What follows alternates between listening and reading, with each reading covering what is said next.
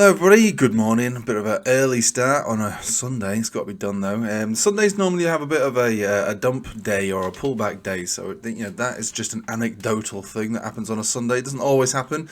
If it does turn out to be a bullish Sunday, it's going to be a very bullish week still. So I was looking at this last night. So Bitcoin started to chug a little bit below the 20 moving average on the 4 hourly. The standard Bollinger Band practice, and reclaimed it already, bouncing on the 21 exponential. So this is why I have both a 21 and a 20. Basically, they both serve the same purpose. They're a similar moving average, really, serving the same sort of deal, which is whichever you're above, you should remain above this portion of the band, and if you're below, then you should stay below. And that's simple, really. So we touched that 21 exponential, and we're pushing back up again. So it does make it look like Bitcoin wants to carry on with this kind of movement back up to, well, another run towards $100,000. To be honest with you, now some altcoins continuing through, I can't believe it, but Atom is one of them. Not to highlight that as anything special, but I can't really believe my eyes, But then at the same time, we should believe it because we have these trend signals across the board on all these altcoins, Atom being one of them, no different to the others really. On the daily, just like all the others, we have the trend signal on Ichimoku. Just like Ethereum, you've got trend signal on Ichimoku on the daily. So we're looking for these trends to play out, to continue. And if we do pull back, we pull back into these areas, these golden cross areas, really. So there's a lot of people on the Telegram, and probably a lot of people who watch and listen to me going, oh, this pullback should have happened the moment I finished watching the video, and it has not. Well, it might not. It might not. Sometimes I make a video and, within a few seconds, there has not been the exact pullback that I have spoken about. I mean, that's not how it works, but that's it. So if we were to get a pullback into it based on this daily, if it was to dump it, and I'm not saying this, I'm just trying to put this out there that this is, when you're looking at a daily chart, you can't really expect it to unfold within that day. That's the sort of time frame that a 15-minute, maybe an hourly time frame chart, you might get that kind of response. On a daily, you might be talking a period of weeks for that to happen. So if we were to dump straight down from here to here, it's like 17% on Ethereum. Okay, the reason that I highlight these areas as such significant pullback areas to buy dips from is because historically, whether you either have a death cross, which you have here, sort of front run it to reject, or you have a golden cross like here, down to pull back into it and ricochet. These are the areas where you either get the support that you want or the failure. But this is going back in time now significantly. Here's your golden cross, the 50 exponential getting retested over here, 200, 200, 200, up, 200, up. So, if you're not in from lower areas, which is the point I've been trying to make, if you have not bought, these altcoins lower within these periods of accumulation, here, and Atom, again, Atom accumulation here. If you haven't bought these low prices, then you can't buy the high prices. It's just too risky. And so you have to wait for a pullback, and it might not happen today, tomorrow, next week, the week after. But the chances of it happening are relatively high because historically, golden crosses get retested. They're the deepest areas for a retest. Now, Bitcoin again is this. Binance is doing my tree, and it's absolutely blagging my Swede here. But if we're looking at Bitcoin, if you are looking for a golden cross retest on Bitcoin, good luck with that. Because if you were to get that, it brings you all the way down to the top of this trend line here. The descending channel, the consolidation channel that we're in. That's where these are. And the bottom of the box, so we're talking $67,000. If that were to happen, that would be catastrophic, it would be chaotic, it would be horrendous, it would be 32% pullback. But I don't know how long you've been in Bitcoin for, but Bitcoin actually does do that sort of thing in bull markets, I really am trying to be as honest as possible. I'm not saying that I'm expecting that, but I want you to realize that it can happen. But I also don't want you to shake out of any of your positions, because if you do, I don't want you to blame me. If you're in from lower, you should be happy.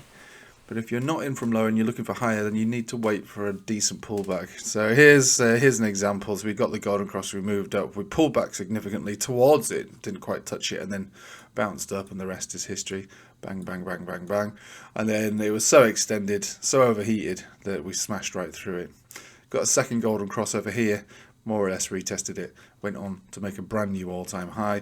You got your death crosses over here, rejected from it, rejected from the exponential, and then the simple, and then back down to significant lows. So look, I'm just putting it to you that these things can happen. I'm not saying that they will.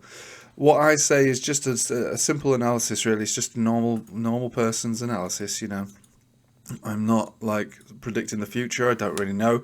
I'm trying to, if anything, protect you lot from making poor errors and FOMOing in, really. I know it's tempting, and I know that you probably might even look at some coins and go, I wish I had FOMOed into that because I would have made money.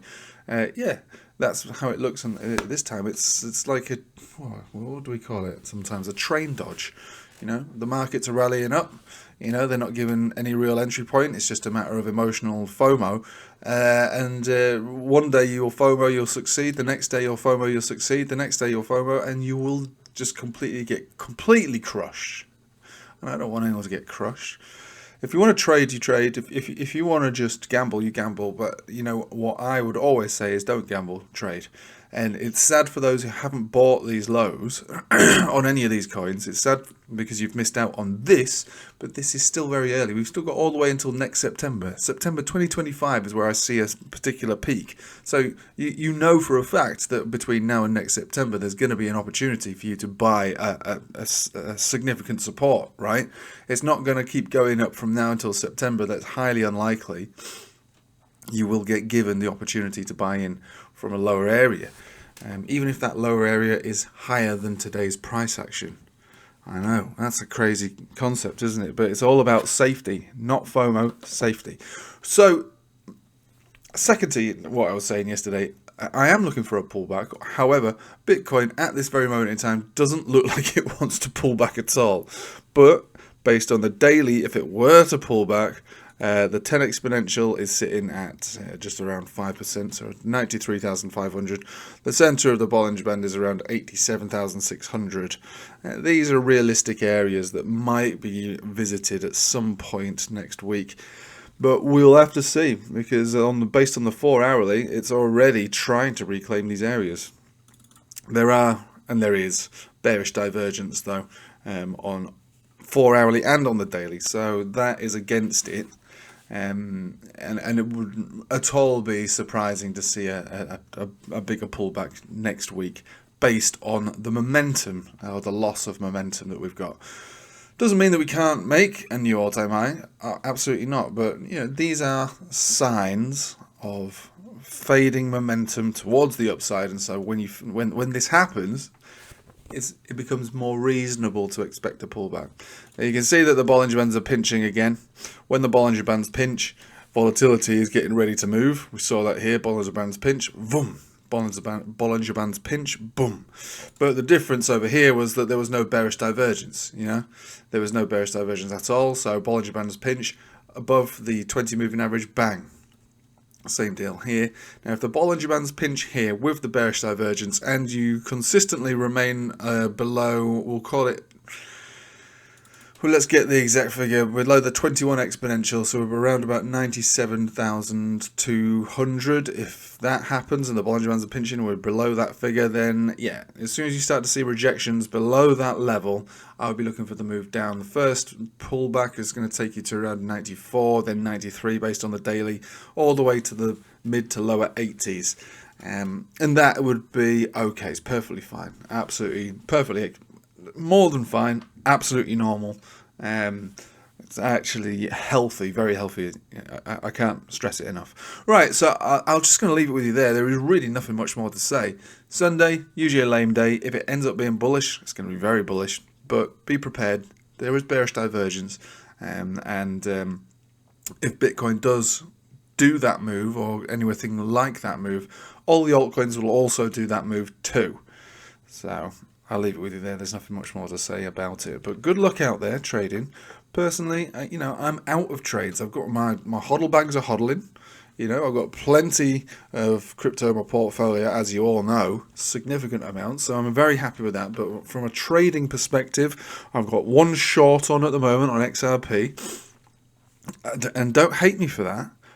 That's what traders do. It's just direction neutral. Opportunities exist in either direction. But yeah, my spot positions are all closed. They all met their targets. Now I'm waiting for lower in order to buy to go back up higher. Just creating a higher low. That's all I'm looking for, a higher low. Right, thanks for watching. Hope you have a nice day. Join the Telegram, join the Patreon. Subscribe to the channel as well. And hopefully I'll see you on the live streams on Tuesday. Take it easy.